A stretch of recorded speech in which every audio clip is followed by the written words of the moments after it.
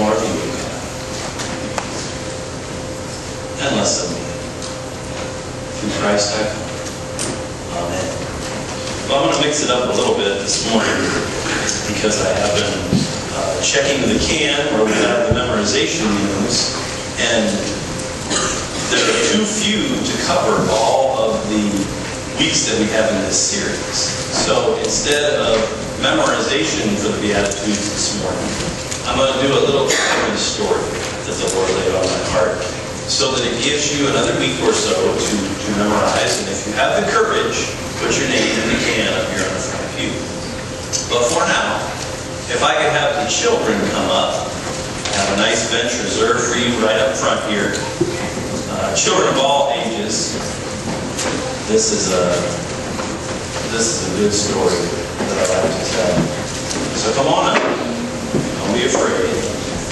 There will be something free. We're going to have you sit right on that bench right there. There's a little prize afterwards. Even though we don't do the memorization with Beatitudes, we're still going to have a little prize while this bench is completely inadequate. So why don't we have you sit down there. You guys sit on the floor so nice. That's good. Look at that. There's closeness here. Oh, that every bench in this church would be that full. Amen. That's right. Perfect. Why can't you just have a seat? Yeah. Excellent. Well, today, you can just sit down on the floor. It's no problem. It's no problem. Nice. If you want to, sure, there's room. There's room. Absolutely. Stop right there for you. Well, welcome, children.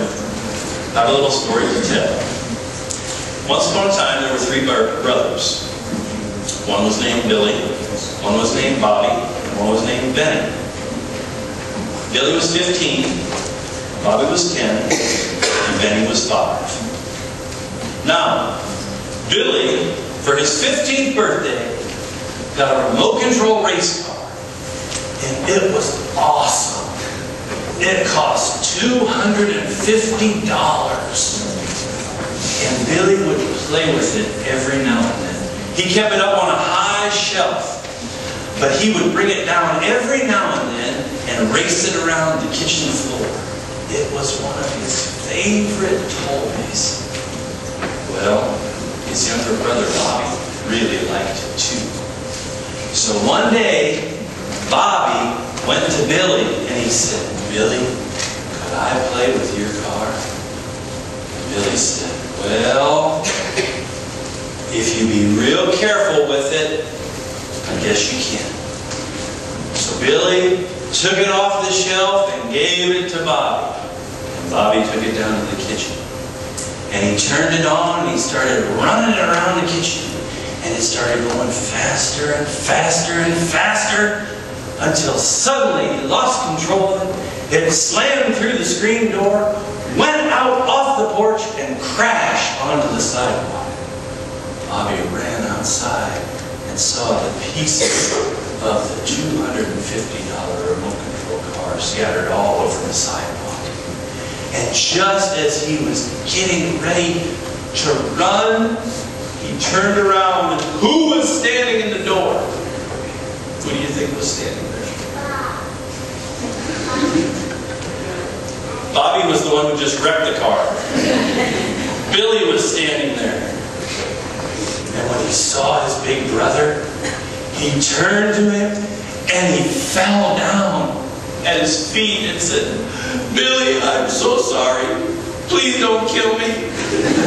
I didn't mean to break your car. It just went out of control. I'll pay you back. I'll buy you a new car, Billy." And Billy just breathed deep. And he said, "Bobby, how are you going to pay me back? You get $25 a week for allowance. It's going to take you years."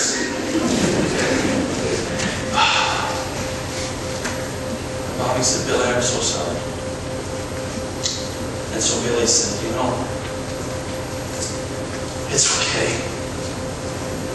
It was my favorite gift.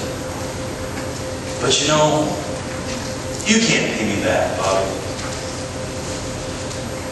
Forget it. When Dad gets home, we'll get the pieces and we'll see if we can put it together. Okay, Bobby? Now, get out of here. Well, Bobby took off.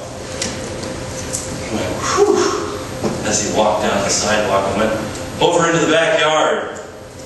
And when he got to the backyard, he saw his little brother Benny was playing in the sandbox. And as he walked over towards the sandbox, he noticed that Benny had a Matchbox car in the sandbox. And as he got closer to the sandbox, he realized that it was his Matchbox car. It was Bobby's Matchbox car that Benny was grinding into the sand. And Bobby said to himself, "That's my Matchbox car. I bought that Matchbox car. It cost $1. That was 4 weeks' allowance in that sandbox." And he ran over to Benny, and he grabbed him, and he said, "What are you doing with my Matchbox car in this sandbox? You're ruining it. The paint's getting all scratched off. Look at the sand inside the plastic interior. Shake that out right now." And Benny pulled the car up and he shook it out. But Bobby said, "It's ruined. You ruined my Matchbox car. You have to buy me a new one. Go up to your room right now and break your piggy bank, because I need to get a new Matchbox car." Well, then he got out of the sandbox. He ran in the house. And he was crying. And guess who he met in the house? Billy. And Billy said, "Why are you crying?" And he said, "Because I ruined Bobby's Matchbox car." And he said, "Really? Maybe I need to go talk to Bobby a little bit." And he went outside and he said, "Bobby, you smashed my $250 remote control car. And now you're making Benny break his piggy bank. Well, Bobby, you're going to need to break your piggy bank too. And you're going to need to pay me back every penny. Because you should have forgiven Benny when he ruined your car." And children, the point of this is very simple. In order to forgive, in order to be forgiven, we must forgive. And as a reminder, I don't know why my microphone is getting scratchy. As a reminder, I would like to give each of you a replica of Billy's fancy remote control car. Everybody gets one. And what I would like you to do, these are marvelous little cars. You can take them apart and put them together again. Parents, if your kids like to stick small things in their mouth, please take this from them immediately. You don't actually need to take it apart right now.